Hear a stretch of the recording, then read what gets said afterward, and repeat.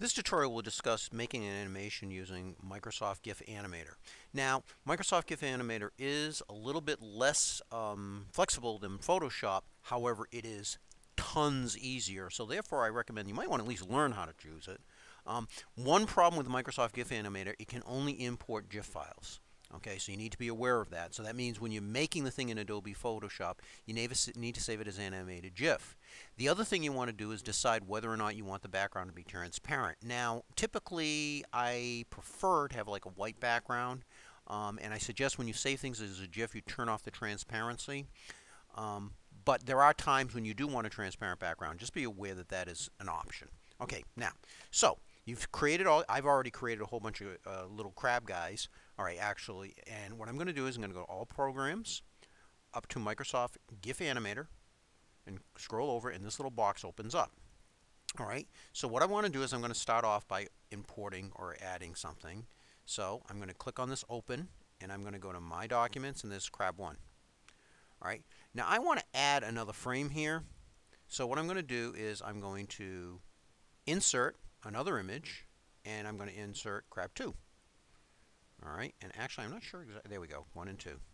Huh, that's odd. Okay, it looks like I created more than one.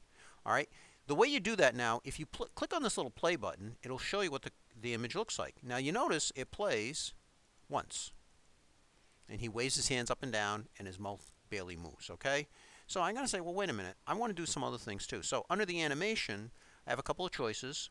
Okay, I can mess with the width, but one of the things I really want to do is I want to click looping, and I want it to repeat forever. It's just going to keep on going and going and going and going and going and going. All right.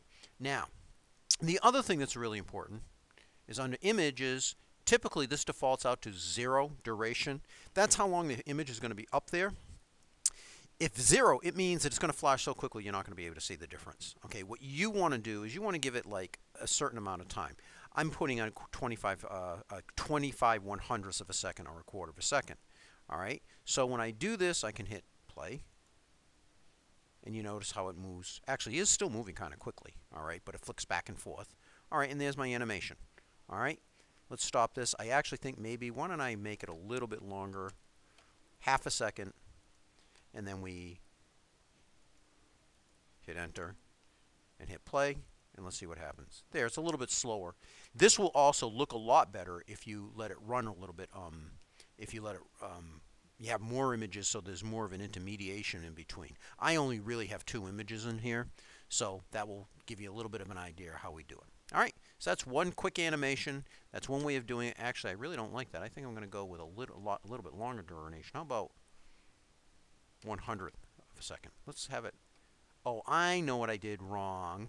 You have to put the duration after each one. So it's 50th of a second after this one, 50th of a second after this one, 50th of a second after that one. That's what I was doing wrong. Okay, so now let's see what happens when you play it. There you go. And our happy little crab is waving his claws around. All right, folks, one of the things you need to learn, you need to understand that you do have to play with these things to get them to work, and experiment. Click on buttons. The whole hunt, peck, and cuss method. You know, let's see what this button does, see if it makes it work.